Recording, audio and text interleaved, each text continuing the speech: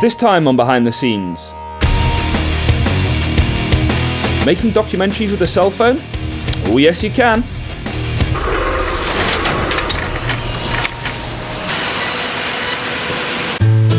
The idea of trying to make a documentary with a cell phone is an intriguing one. As it turns out, it's not that hard. We're using the iPhone 4S, and with the help of a few readily available attachments, we're ready to tackle our first subject, butterflies. Cool guys, we're about an hour and a half into the shoot. Things are going very well, but I think all of us are amazed. The macro lens now, it's the Olo clip. You unscrew the wide angle off and it gives you a macro like you won't believe. In 5 minutes of playing with this, the macro was just giving us some of the most beautiful images that we could never even expect to get. So we pretty much stuck with the macro lens all day. The biggest problem I think we're having is light, but thankfully the whole camera crew have iPhones, so we're putting on our eye torches and giving some lovely backlighting and side lighting. These eggs are tiny, tiny, tiny, tiny, and they're filling the whole iPhone screen. So no, it's very, very cool. There's one shot you see where it looks like there's a time lapse where the eggs are moving from daylight to night, and all that was just backlighting the eggs and just moving the light across the back of the leaf that just cast a shadow to move across the frame.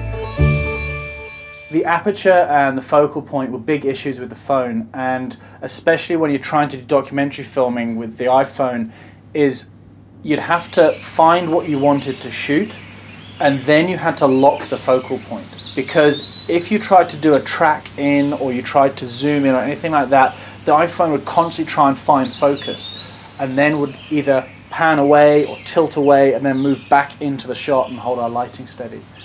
With a bit of practice, you can see the shots were worth it though.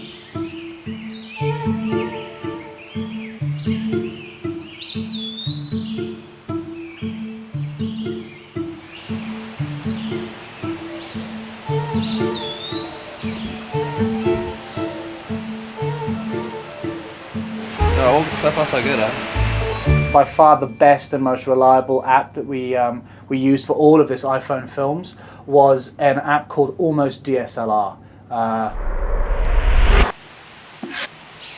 So we're going to finish off here, and then we're going to move on to some caterpillars, and then later on, once the butterflies have warmed up their wings, we're then going to get some full adults flying and eating and all sorts. So no, so far so good.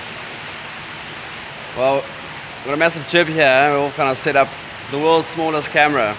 Probably weighs like 150 grams as opposed to a couple kilos. All right, ready. Take one.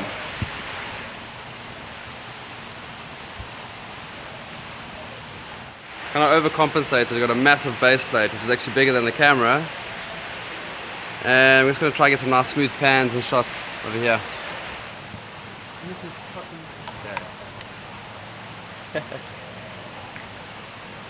it just looks so wrong. So wrong, yeah. And you want to have you got that Olo clip? For the audio, we've attached a rifle mic.